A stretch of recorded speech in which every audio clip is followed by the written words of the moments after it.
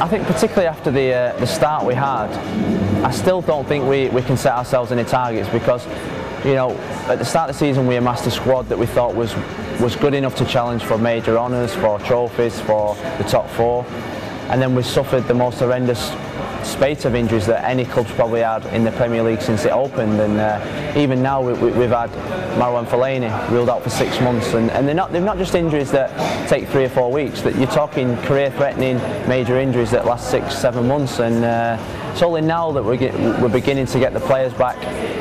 You know, Arteta, Keepie, myself has come back from injury. Jagielka's going to be soon back. You know, players that have been out for a long time. You take them players out of any squad, and you're going to have problems. In January, when we looked at the fixture list, we had Liverpool, Man United, Chelsea, Tottenham, all in February, and people thought that it was going to be a defining month. We had a meeting, we sat down, we all agreed that it's about time we started beating, you know, the top 4 clubs. We haven't done it consistently enough over the years. We've done it in one-offs, but not consistently enough. Well, we beat Chelsea and Man United now, and without doubt, the champions of the league are going to come from one of them 2 teams. And in both games, our victory's been fully deserved. They've not been lucky. We've played well. We've been confident, and more importantly, we've had the belief that we can compete with the best teams in England. And yesterday was just a continuation of our form that we showed against Chelsea.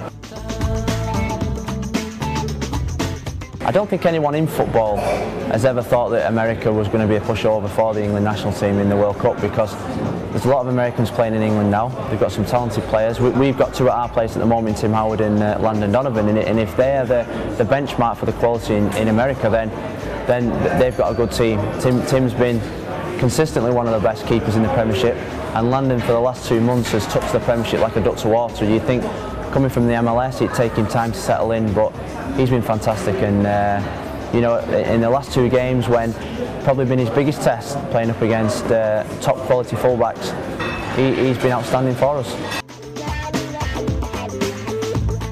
Yeah, well, to be honest with you, a week last Friday, the American manager was in watching us train, and you know, we had a lot of banter with him. It was Bob Bradley, and it was funny because obviously the American lads were playing it down a little bit, but the rest of us was giving us pelters, saying that Capello was coming in to watch us train next week. And no, it was good. It's good-natured banter, and it's what football's all about.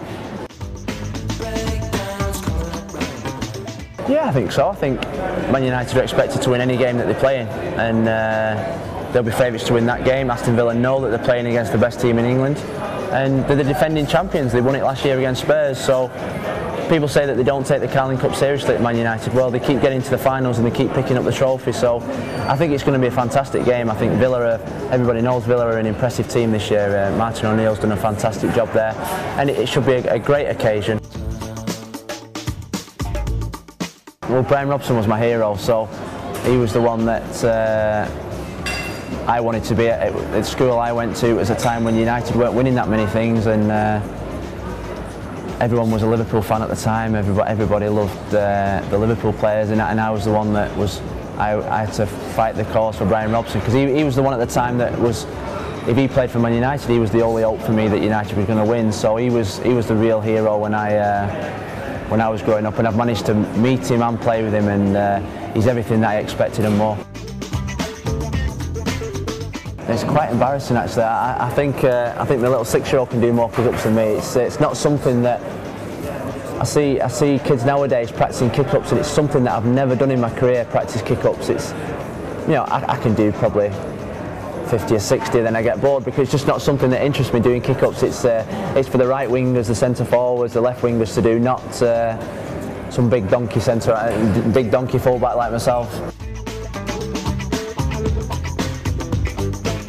You get thousands of letters a year, obviously from people asking for you to support certain charities, and I've always tried to support as many as I possibly can. But then, 6 years ago, my daughter was born prematurely at the hospital in Manchester, and from then on, the hospital was knocked down and rebuilt, and we needed to raise £20 million, and I became a patron of that charity. And me and my wife in particular, have have become so passionate about raising £20 million to build a new hospital in Manchester for obviously for children, because we went through a bad experience when our child was born, and it's become nearly a full-time job for my wife, and I've got involved too on days like today, and it's something I've really enjoyed.